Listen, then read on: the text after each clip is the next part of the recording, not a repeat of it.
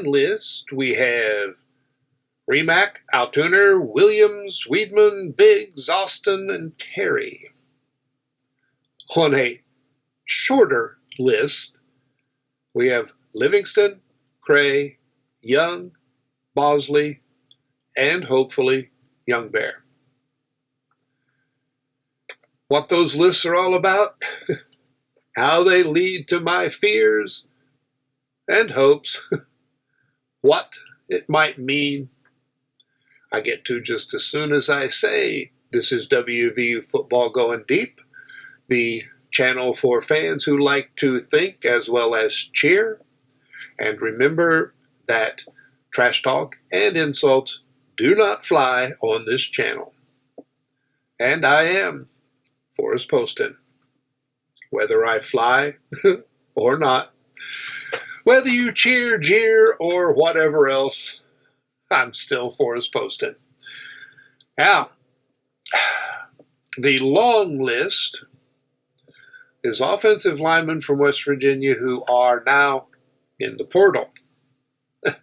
The short list, which, if you include Young Bear, is the minimum to have an offensive line, as scholarship players that we have left. Now, two of the guys on the previous list are, walk-ons, but they were pretty key walk-ons.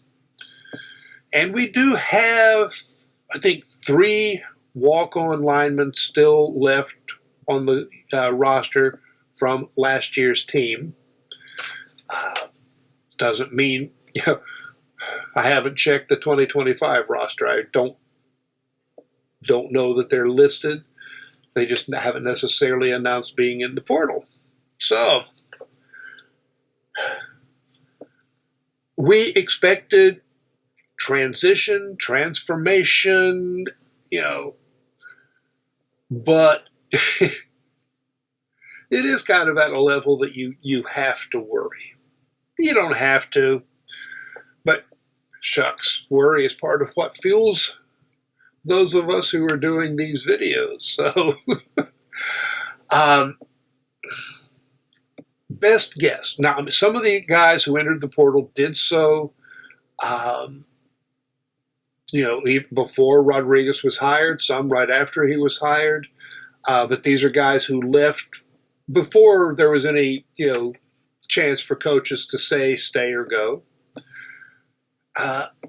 Others, have left since Rodriguez came in. Best guess, because if you think back to like 2019, that stretch, both the offensive and defensive lines were getting their butts kicked by players who were bigger and stronger on other teams. And Neil Brown committed to making the lines bigger and stronger, which partly meant recruiting bigger players and lots of work in the weight room and nutrition, all of that. And the lines got bigger and stronger. Now, there was emphasis on speed for the offensive line and defensive line. Because, you can't really run with the zone blocking, especially outside zone, without enough speed. But the Rodriguez offense, well, it is almost entirely zone blocking, or maybe it is entirely zone blocking. And he puts more emphasis on speed. Speed is probably, it's probably more speed, strength, size than it is strength, size, speed. And some of these, we're looking at some, 320, 340 pound players, and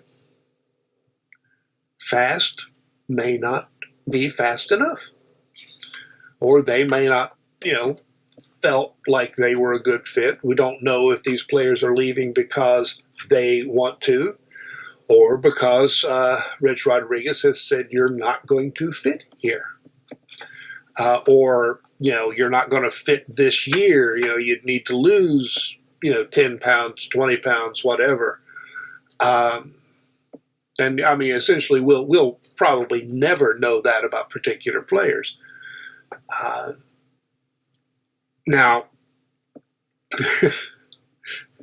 kind of hoping that the guys who are left have the necessary combination, because it gets pretty hard if you're below 5 scholarship players. Now, I'm assuming Young Bear will actually enroll in January. He's committed, but that doesn't really count until he's there. But it also means we're going to need a bunch of offensive linemen out of the portal. Offensive linemen who fit the system with skill and experience. We can't, the way things stand, even with, other than, Young Bear, it's a very young line.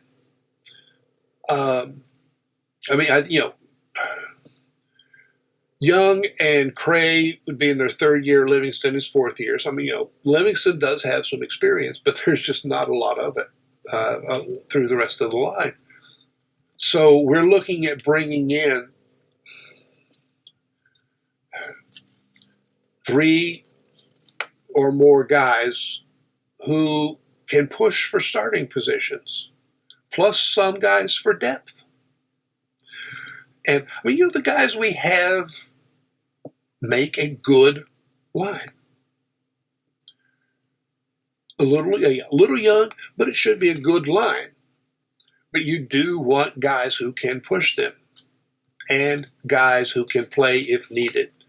So we need a bunch of offensive linemen. You just don't like bringing in this many guys in one room at once. It is becoming, I don't want to say the new normal, because there are still a lot of teams, and I'd say probably the majority of teams, that try to build a team with a lot of emphasis on high school recruiting and young transfers. We're in a position where we need to bring in a lot of older transfers, guys who are ready to play, ready to win. There are teams, Rodriguez, has said, brought in 60 new players at Jacksonville State last year, and, they still won 9 games. But,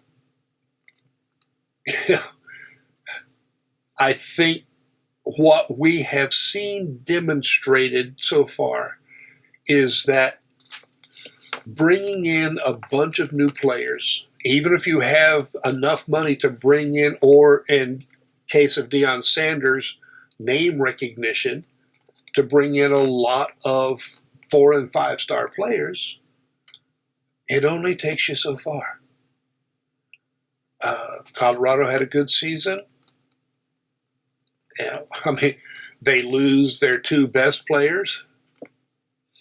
I don't know, what else they're losing. Of course, they'll bring in, good players. But can you buy a championship? Colorado, 9 wins, good season.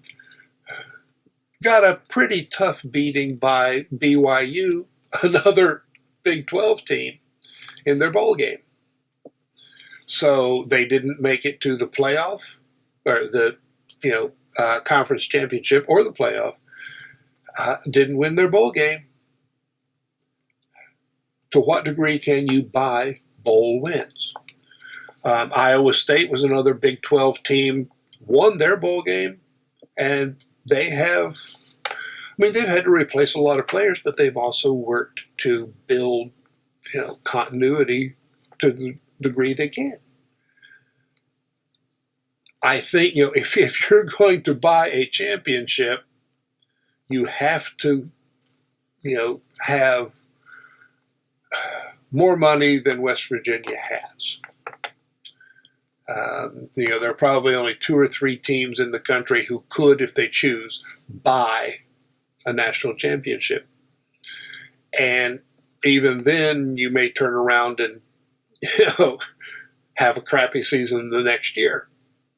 You're not buying. You're not buying a program. You're buying a shot. Now, right now, that is the question. West Virginia has significantly upped the money they're spending on coaches. I assume they're going to up the money they are spending in NIL. And this money essentially can't be coming from the school because the school doesn't have the money. They are financially strapped. So this is donor work.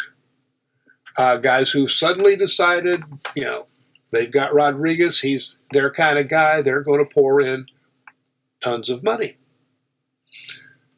But are they building a program, or is this sort of like a 3-year program where it's going to be all one shot, and if they don't make it, there's nothing but scraps after that? The hiring of Zach Alley. Okay, the defense, that really should be a big deal. But Alley's not going to be at West Virginia long. 1 year, he's got I think word is it's a 3-year contract, which is standard at West Virginia pretty much. I'd be surprised if he's here for 3 years. He'll be getting head coach offers soon. He's already assistant head coach now at West Virginia. So next step up, next stop. But right now, West Virginia really can't afford to pay an entire staff at that level. So did they bring, Alley in as sort of a gunslinger, the guy who just comes in to help temporarily?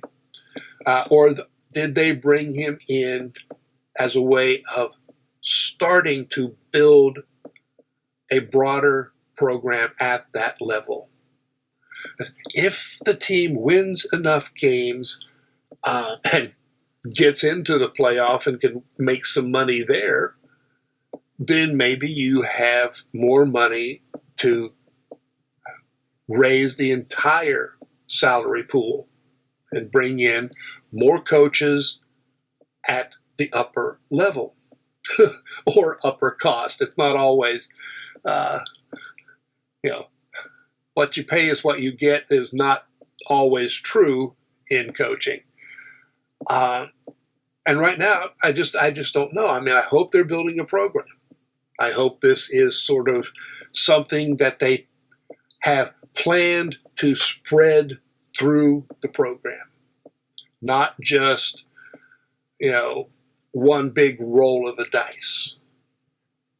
We'll see. They're going to have to bring in players at a lot of positions as things already stand. So, again, are they just going to bring in sort of the gunslinger type? I want guys, the portal is here to stay. We got to bring guys in from the portal every year. I want the Beanie Bishop type who become Mountaineers. Not just come here and put on the uniform for a year, maybe 2. But, there are some guys out there who would change teams at halftime if the other team paid them more money. I don't want guys like that. That's just it. I don't want guys who think Richmond is the capital of West Virginia. All right? I don't really think you want those guys either. Although some people, hey, they wouldn't mind if it means, 10, 11 wins, I guess. But it is, I've said before, an interesting time. A lot of things have happened. A lot more will happen. Naming coaches. We still have several spots that need to be filled, including in the defensive backfield, safeties and corners, as well as just making it official with most of the coaches who have been unofficially named. What are their assignments? We don't know yet, except for a handful. So Right now, the offensive line is stripped pretty bare. Going to build up through the portal. Have to get guys who are ready to play. And we'll have to wait and see what happens. Anyway, that is the news. Kind of a rambling video, which is not uncommon. If you've been around the site, you know that. There will be news coming, maybe today. Lately, it's at least every other day. So I guess I'll be seeing you pretty soon. Thanks for watching, and so long.